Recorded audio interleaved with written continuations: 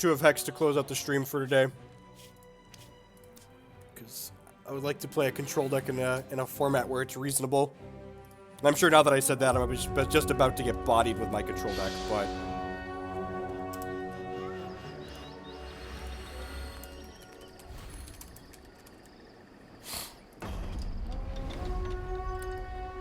So what we are playing here is essentially a blue-white control deck. And one of the big things that's different in Hex here, you'll see my opponent and I, we have different icons here at the top and the bottom. These are not just aesthetic, they actually do functionally different things. So my starting life total is higher than my opponent's.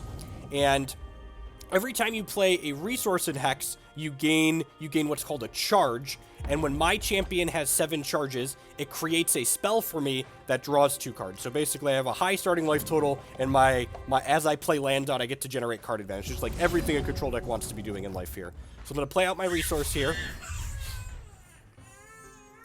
I'm going to go ahead and play Arcane Focus. So let's look at the top 2 cards of my deck here. I think I want to just make sure we hit our resource drops here.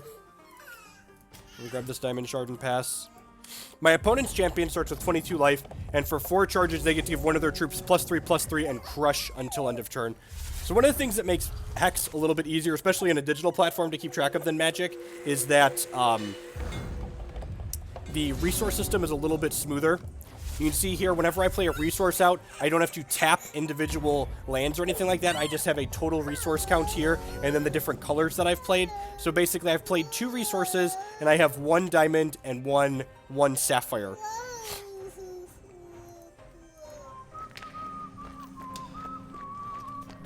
Blamsmith. So this card, when it attacks... So is this like a commander or hero? Kind of. And one of the nice things about Hex is that's actually one of the reasons why I've been really like playing EDH is that you can kind of tell what deck or strategy your opponent is playing based on their champion. So like the Grandfather Elk champion generally means it's a more aggressive deck. And Dreaming Fox, like I'm playing, generally signifies more of a control deck. So you kind of make educated mulliganing decisions before you actually join. Yeah, Vanguard's a good way to put it. It modifies your starting health, and you have some kind of special effect that you have that you can activate as you play things. So this card, when it readies, you saw my opponent drew an extra card there. It lets them get a random socketed card out of their deck. This is on Steam. You just search Hex Shards of Fate, and you'll find it on Steam. So combat in Hex works similar to Magic. They attack, we block. I'm gonna go ahead and play this out. Oh yeah, the mulligan system is great. So one of the things, since Hex is an only digital card game, it's able to leverage some design space that Magic can't. And what Hex does is, even though you have resources and non-resources in your deck like in Magic, which leads to like Flood and Screw and some mulligans, Hex, using a probability distribution, eliminates the 10% most resource light hands and the 5% most resource dense hands, which means that basically everyone, when they're playing Hex, mulligans less than they would in Magic, because you have 15% less hands that are just like stone unkeepable, that have like no lands or 1 land or 7 lands in them, because those hands just don't get generated. So everyone just gets to play more actual games because everyone is mulliganing less.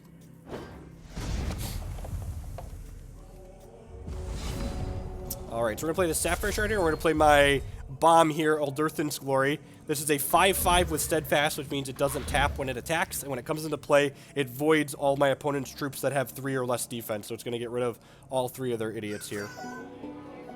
Ooh, so they have a power-up here that gives their troop extra defense, so it means I'm not actually going to kill this one, which kind of sucks.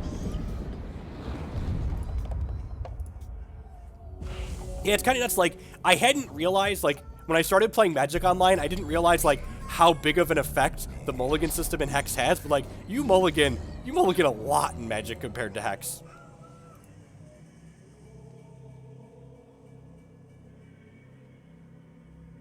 Just the initial opening hands follow that sequence. So like, once you are playing the actual game, all the cards in your deck are distributed randomly. This matchup's actually pretty bad for our control deck. They have a lot of things that generate card advantage here. I'm going to go ahead and play this Silver Talent Adjudicator. And this card's really sweet, too. It's a 3-2 with flight for 4. And when it comes into play, if my opponent has more cards in hand than me, I draw 2 cards. And if they have more life than me, I gain 5 life.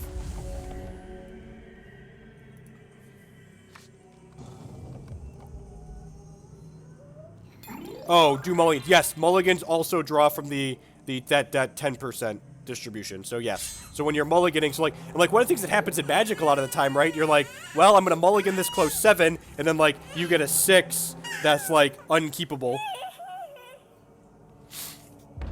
Yeah, kind of. Only instead of getting extra troops, you get extra cards. All right. Well, I'm gonna block here because it's probably another blitz, or they just have another MC in their hand. One of the two.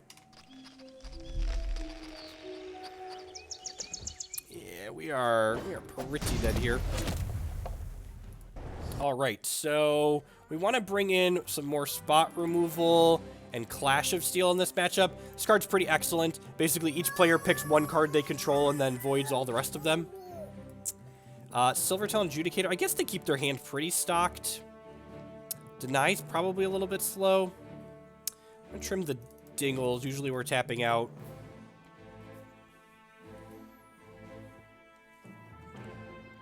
What do I want to trim here? Landing Pod Sight is a card that draws us cards, so against a more aggressive deck, we could probably shave those a little bit. We'll trim 1 Deny here on the draw as well.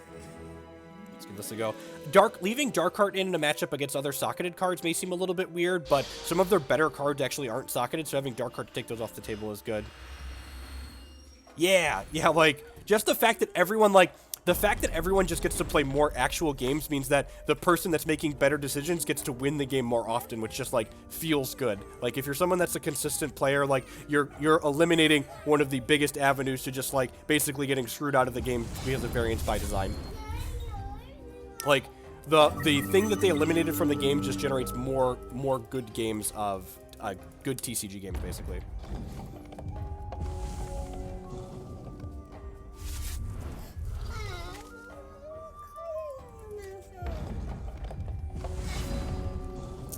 Play this Thunderfield Seer out here and play this Raccoon Coin. You can see here my Deny turned into a green 1-cost here. This card, while it's in my hand, if a troop enters play under my control, it gets cheaper. So basically, it's easier to defend my stuff with it on my turn. If I have 2 things enter play, this card becomes free until end of turn.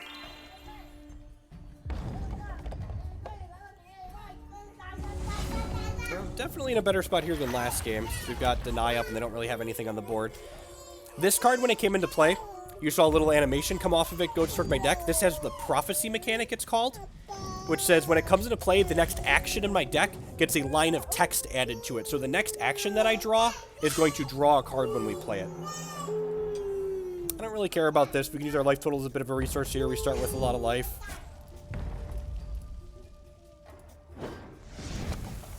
We don't have a 3rd resource. That's good for us.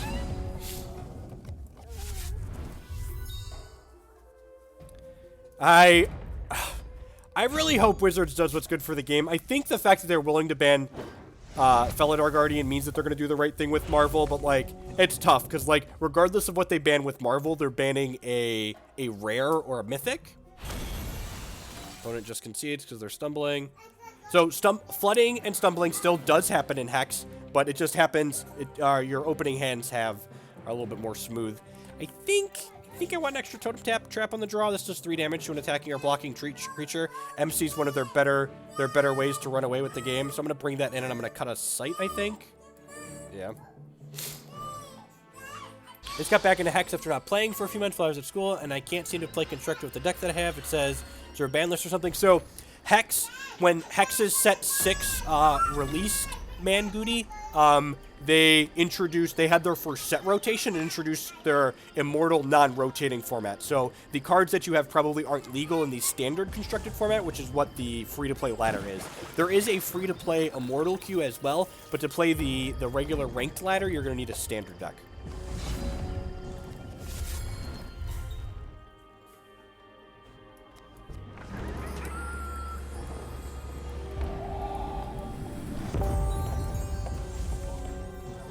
And they have so the ladder is standard, and standard right now is sets 3 through 6. And when set 7 releases, probably sometime later this summer, that'll add that into the format as well. I'm gonna lean on focus here and see what we get. I'm probably transmogging this MC. Oh yeah, we drew another transmog. That's pretty good for us. And this one, it says prophesize here. This one draws a card. So you can see these transmogs are different. So the prophecy mechanic is such a simple little mechanic, but it's like something we couldn't do in Paper Magic. You have to like trust your opponent that like they just drew this action.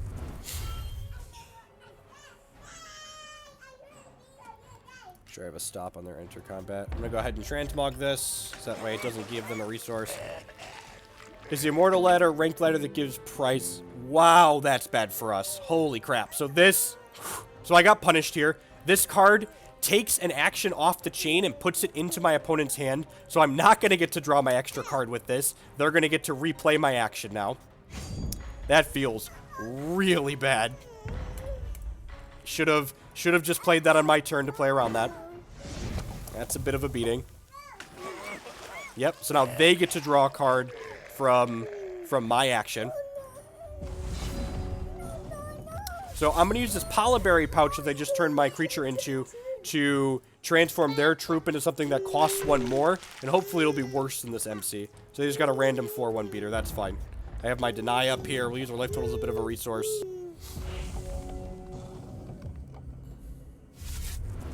Yeah, I definitely should have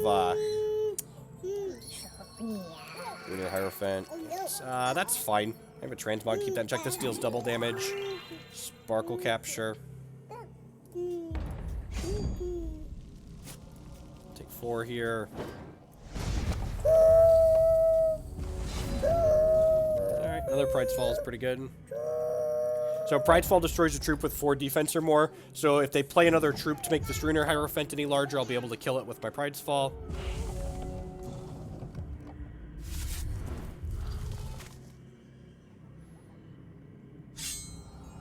Yep, makes it a 4/4.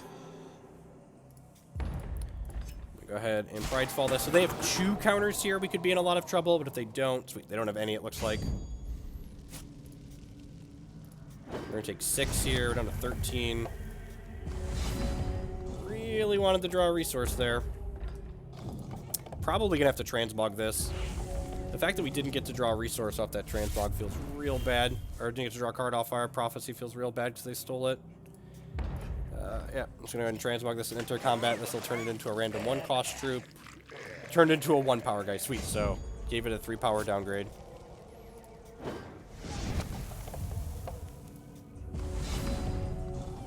Alright. We're dead in 3 here.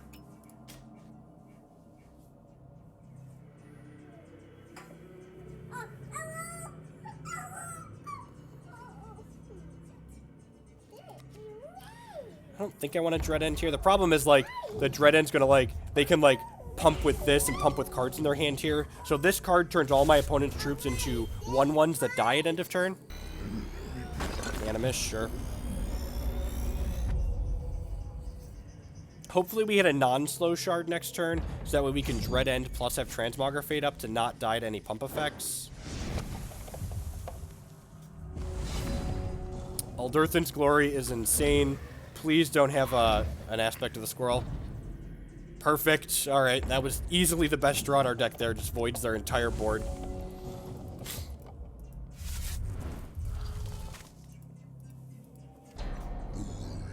Opponent has Dark Card. This makes me sacrifice a non-socketed card on my turn, so this does not have sockets, so I'll have to sacrifice it. 10 out of 10, just going to Bride's Fall this. And now, we've pretty much stabilized here. My opponent's deck traditionally doesn't have direct damage in it, so they have to kill us with troops. It's not exactly Wrath of God. It only voids troops with 3 defense or less, so larger troops don't die. I think I'm just supposed to deny this.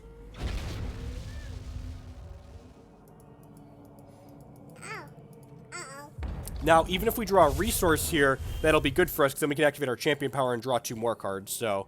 Spells are good and non-spells are good. There's a resource. Let's play this out. Get a Sapphire and then gas up here. And then hopefully, between Dread End and Transmog, we're going to take over this game when we pick up 2 extra cards here. Declan Scott. Okay, sweet. Jacob Jeffries, stop pulling on my headset. I'm going to have to kick you out if you keep pulling on the headset. Ugh. I'm getting attacked on all sides! These toddler monsters are attacking me on all sides! Alright, so... yeah, Consume the Meek would be a better way to equate it. So I'm going to play this card, Psychic Ascension, here. And what Psychic Ascension does is it changes my champion power. It changes my champion. So I'm going to turn from the Fox into the Paragon of Thought here. And what Paragon of Thought does is, you can see my champion power is glowing now. For one charge, I create a random action. And every time I play an action, I generate a random troop. So it kind of turns the game for just me into a game of Momir Vig. So when I play this 5-cost action, I'm going to get a 5-cost troop. When I play this 1-cost action, I'm going to get a 1-cost troop. That's kind of sweet. So it generated, so this should give me a 9-cost troop. Yep, and then this creates 2 6-cost troops. You know, some good RNGesus there.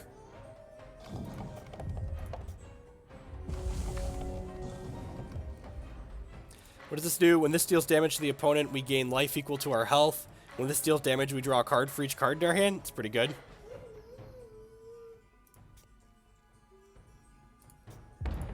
Alright, and then, for the sake of not dying to random combat tricks, we are blocking this with everything. Let's just stack everything up in front of here. Because they're holding a bunch of cards here, so these could like all be pump spells.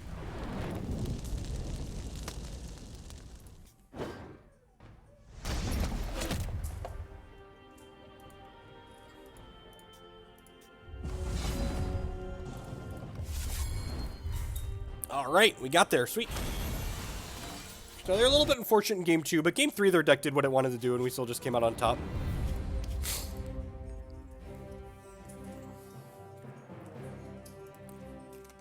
If you're one of the Magic players that's coming over from where we're streaming Magic, check out this. It kind of explains how to, kind of the basics of Hex and like how the resource system differs from Magic and some of the other things that are unique to the game. It talks about the socketing system. So my opponent had a bunch of socketed cards in their deck last game. And basically socketed cards are cards you can customize during deck building and during reserving. So they're slightly different depending on what thresholds or colors are in your deck. The list for this deck list is posted if you click on the stream information. If you're on mobile, tap the screen, press the little I button. There's a Hex Decks button there.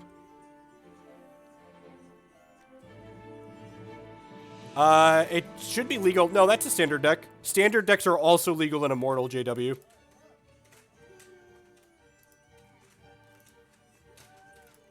Technically legal in both, but it is intended to be a standard constructed deck.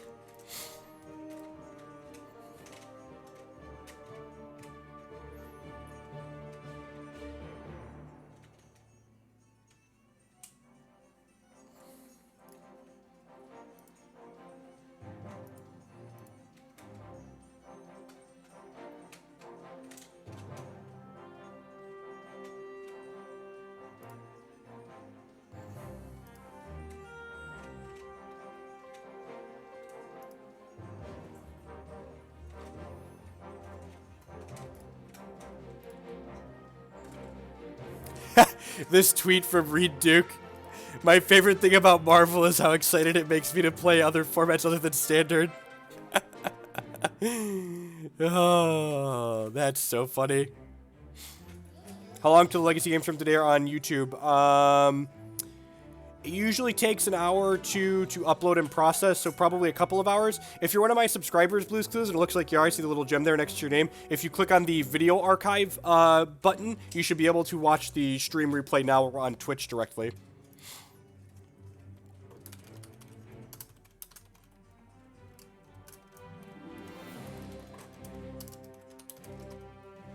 Ladder is slow to pop today. Oh, ladder. Oh, ladder.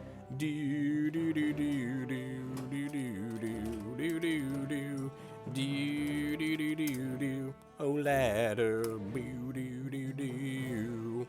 Yep, not a problem. There we go. Got a live one here.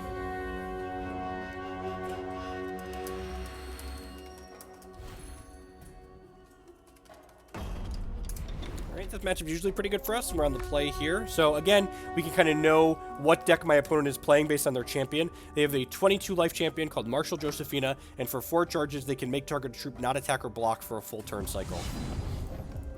So kind of, this champion usually means my opponent's playing a mid-range aggressive deck, which is kind of what control decks tend to prey on, right? Like, they're not quite aggressive enough to get under us, and then, like, as the game starts to go long, we leverage our advantage much better than they do. Oh, geez, we've played an entire match, and I haven't gotten to talk about how much I love Lanopua's Sight yet. This is a 3-cost basic action, so we only play it on our turn, and it's basically a delayed draw 3. It adds a line of text to the next three different types of cards in our decks, the next resource, troop, and, action in our deck gain when you play this draw card. So my opponent's played a 2-1 here. We're going to go ahead and Totem Trap this to deal 3 damage to an attacking or blocking troop. This is an alternate art Lanopua's Sight. There's 2 different artwork Lanopua's Sight in Hex. So if you're familiar with the other one, that is why. There is another Lanopua's Sight with a different artwork on it.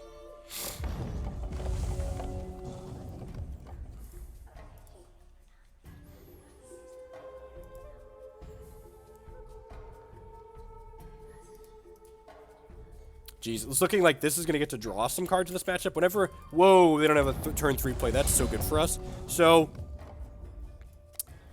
Dax Romero with the 2-month subscription. Thank you for the continued support, Dax. I do appreciate it. Welcome back. So Servitor and Adjudicator here is not going to gain us life because we have more life than our opponent, but it is going to draw us 2 cards because they have more cards in hand than we do.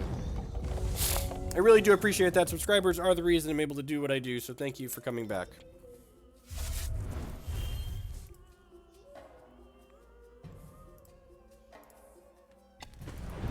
Fire Strike, Void my Nerd.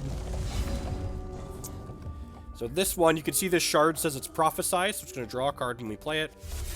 I think I'm actually just going to pass the turn here. I've got these 2 denies, which interrupt target cards, so yeah, I'm just going to pass. I could play this dark card out, but I really don't want it to just eat a piece of removal. This card makes my opponent sacrifice a non-socketed card every turn, so ideally when I play this out, I want them to be losing something the following turn. Yeah, right, it's like a Muldrifter that can gain us life. Yeah, that's fine. That can resolve because I'm just going to be able to kill that with Dark Heart. So, even if they have a piece of removal here from my Dark Heart, I'm going to be able to counter it because these denies say when a troop comes into play under my control, they cost -2 until end of turn. So both these denies just cost 1 right now. So even if they have a Pride's Fall or something, which they don't, and now they have to sacrifice this Llama Herder.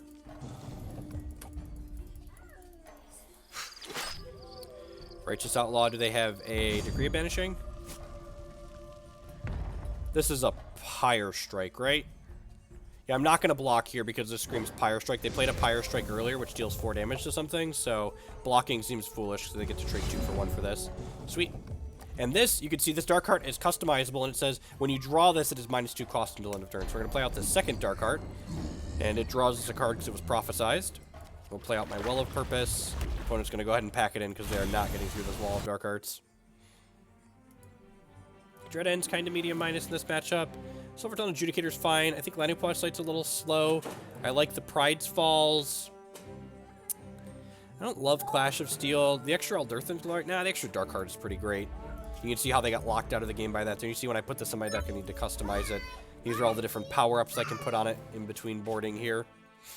I think this is the configuration I'm going to go with. I wouldn't hate having another Totem Trap, but I think this is fine. Go ahead and submit here. And you can see the deck list on screen there auto updates as I submit post reserves. Hex, if you're into programming and stuff like that, is a fully accessible API that sends out data as you're playing your local games, so you can access it and tie it in to do cool things like the automatic deck list on screen and stuff like that. This is basically a 6-card hand. The Psychic Ascension that turns into a Paragon of Thought starts as a 15 cost and gets cheaper as we play more action, so I'm just going to mulligan this. So hexprimal.com is a website that buys and sells Hex TCG cards. They are a sponsor for the stream. That's why they're advertised it up there. Hex Heroes is a kind of playtest group, I guess is what you'd call it, that myself and Chris Van Meter and Kent Ketter and a number of other individuals, Bob and Cheese there in chat, are a part of that test together for Hex TCG tournaments, because Hex has regular cash tournaments that are worth spending time testing for. Another resource here is excellent. Just gonna go ahead and Arcane Focus, I think. Grab another resource here. Pass the turn.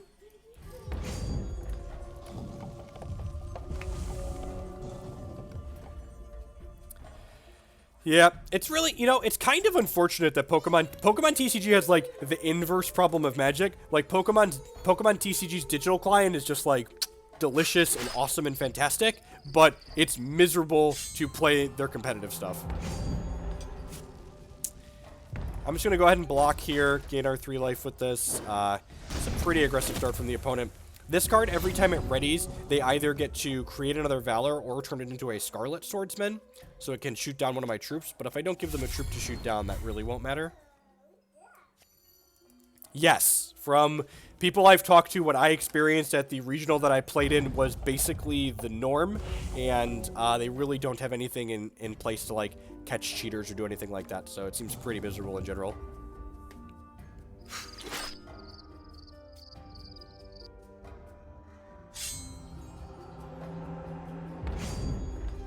We are getting the beatdowns here. Down to 14. Transmog's an excellent draw. I'm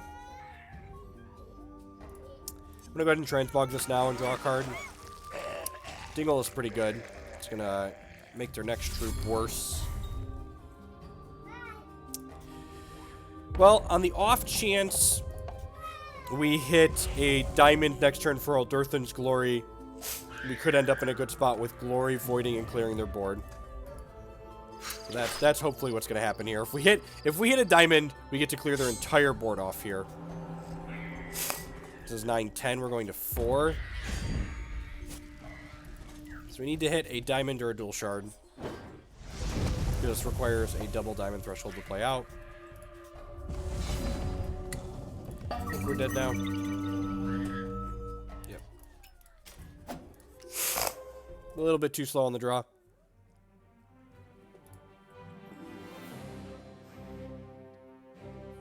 I mean, I'm sure there's cheaters in Paper Magic, but from what I understand is it's pretty prevalent in Pokemon. And Pokemon doesn't seem to have the rules in place to, like, discourage you from cheating. Like, my opponent at the regional I play in just, like, straight up bold-faced lied to the judge, and the result of their lie was we both got game losses, and they had won game 1, so they won the match by lying to the judge.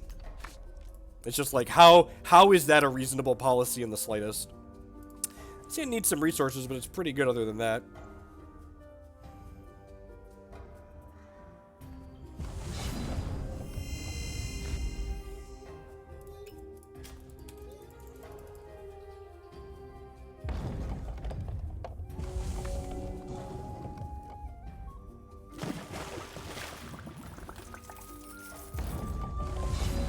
That is not a resource. A few more looks here.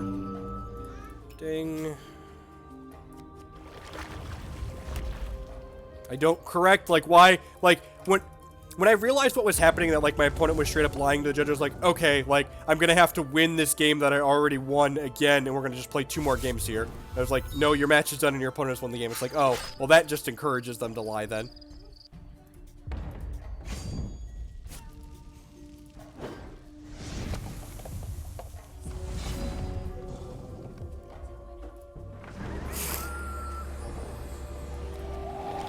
Maybe I'm supposed to hold up the deny here. It's very possible. If I hit running resources, this hand's going to be good. Get to go, like, Silver Talon into Aldurthan's Glory.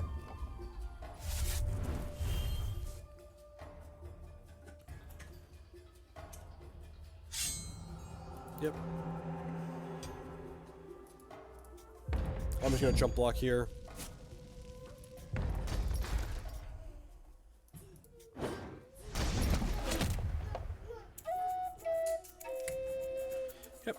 Alright, please, don't slow shard. Oh, we're dead. guess if we hit running the next 2 turns, we might still be in this, but we're pretty dead. Get to deny whatever troop they play out this turn.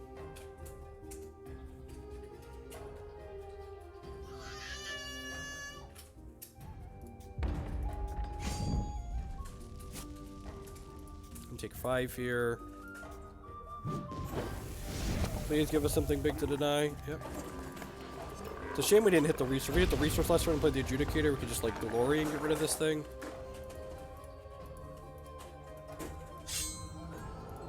The old post-combat valor, sure. Okay. Oh, is this still going to draw us cards? Okay, maybe we're still in this. So this Adjudicator is going to gain us, because they missed the resource drop, it's going to gain us 5 life and draw us 2 cards. We got 3 shots. Sweet. Okay, we're going to get to glory next turn. Glory, glory, hallelujah. Balmy breezes blowing through, yeah. They're probably going to transform this, so that way I can shoot down my Adjudicator. Yep. So this card, the first time it attacks, it deals damage equal to its power to me and one of my troops. So this is going to shoot me for 3 and shoot this for 3, putting me to 20. And these are going to hit for 6. Yep.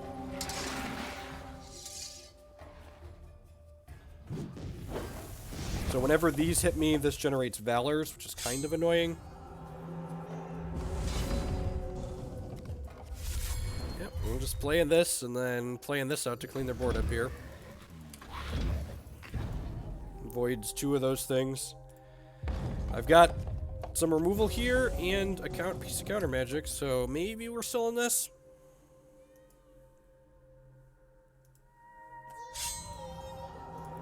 So making this bigger lets it attack through the glory profitably, so we're just going to take this hit for 5 here.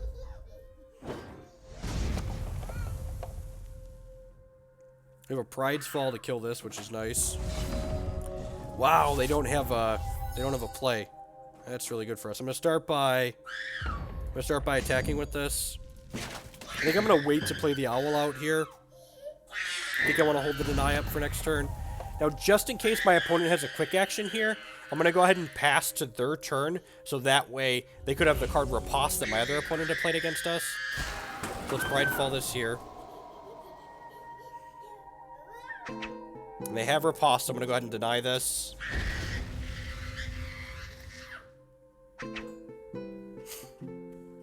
Okay, and they're taking both of these, but what Riposte says here, Riposte says at the end of your turn, if this card's still in your hand, revert it and give it back to your opponent. So the deny and that other card are going to come back to my hand here. I think I'm just going to chump block here. I really don't want to be dead to Elasgar's Vengeance. And like by waiting for my opponent to start their turn there, they use their entire resources for their turn up as well on that play. So let's kill this. Let's play this, and then this owl gains me 5 life and draws me 2 cards.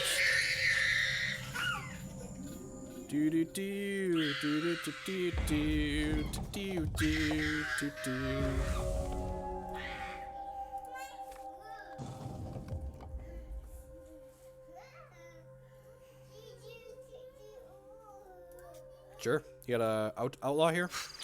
Sure. We're gonna totem trap that one. 3 damage from attacking your blocking troop. This is prophesized, so it draws a card. Yeah, those are happy screams. For those of you that aren't parents, those are happy screams. And it looks like we've bridged the gap and taken this game over. Feels good. Perfect. That's actually a fantastic draw here, because it lets me get my hand down to less cards than my opponent. So this Adjudicator is going to gain us 5 life and draw us 2 cards again.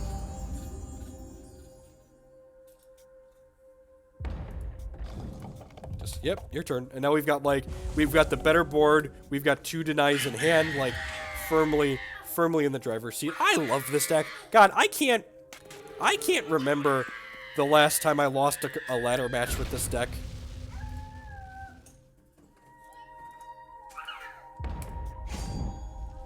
That's fair. I guess they do. Children probably do have fairly unique screams. So he gets to Swift Strike down one of my idiots here, and the Thunderfield Seer is going to kill us on the back. Oh no, the Jinx. This is the last match I'm playing. I have to feed the kids lunch and get some lunch for myself.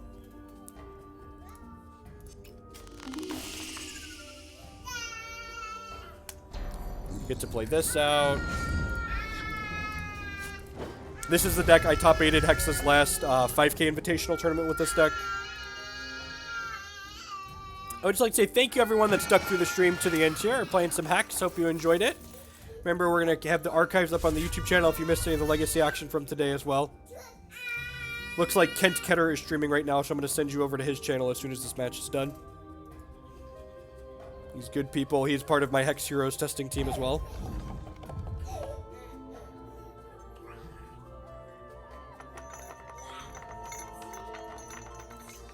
Trash Mute. Not only does it destroy my artifact, but it gives them a Valor, so we're just going to counter that. So this does make me sacrifice one of my cards every turn, but it's such a powerful effect that it's worth keeping on the board. Oh, geez, are we going to flood out and lose this game now? Oh, God bless. All right. God bless us, everyone. Attack for 7 here, and then they're dead on board.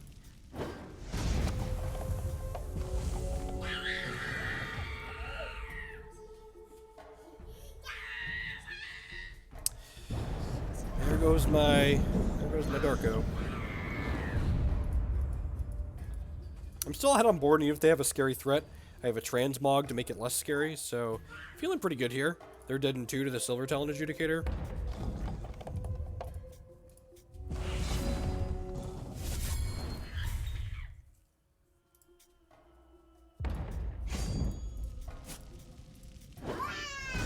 They're down to 2 here.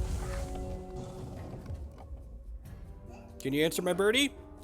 Can you answer my buddy? Bird, baby, bird. Disco Inferno, bird, baby, bird. Dee dee dee dee dee dee. GG's opponent. It's for the games.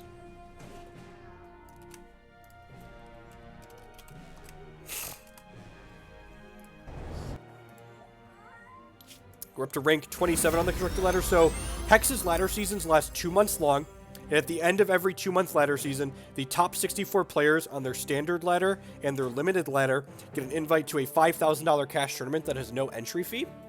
It's kind of sweet. I've qualified for every one of their. I think they've had 5 of them so far, and I've top 8'd 2, I've top 32 2, and then no, I think there's 6 of them, and then I didn't cash 2 others.